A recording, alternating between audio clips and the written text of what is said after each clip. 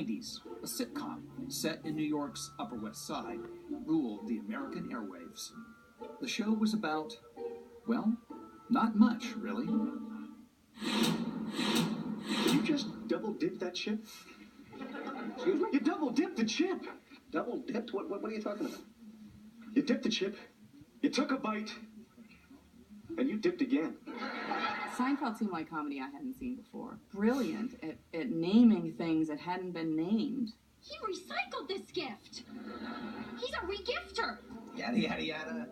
In 1988, an NBC executive was tasked with finding their next late-night star. Up-and-coming stand-up comedian Jerry Seinfeld is signed as a possible candidate. But while he waits in the wings, Seinfeld decides to make a sitcom. The pilot for Seinfeld is historically one of the worst tested pilots in NBC history. For our 100th episode, they gave us a framed copy of the test results. Pilot performance, Weak. Viewers felt that Jerry needed a better backup ensemble. The show was too hip, too urban, and it literally says too Jewish. You're a backup. You're a second line, a just in case, a B plan, a contingency. Was there a geometer or a geograph or a meter? What did they have? Despite the poorly received pilot, Seinfeld eventually got the green light to make exactly the show he and his creative colleagues wanted to see. It doesn't feel like we're doing a real show.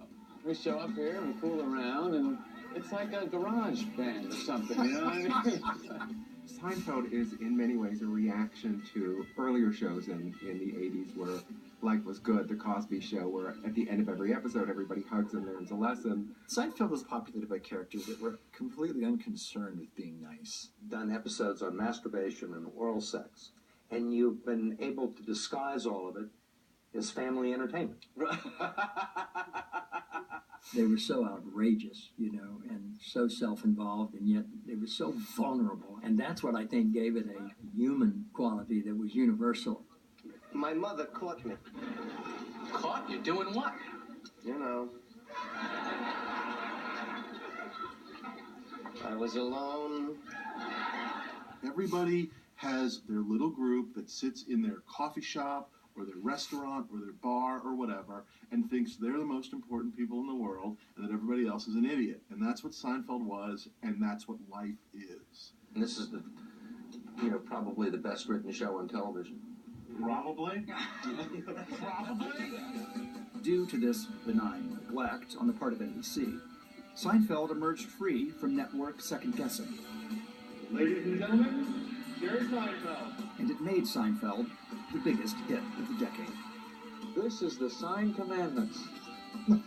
This is as big as it gets, baby. Creators Jerry Seinfeld and Larry David are reported to have made almost $1 billion each. To date, NBC has made around $4 billion, all from a show about nothing. I've tried to figure out why the public has embraced four utterly selfish, unethical, manipulative, destructive, dysfunctional people. I do not know why. Not that there's anything wrong with it. But perhaps the best example of how not to behave was about to enter its final chapter.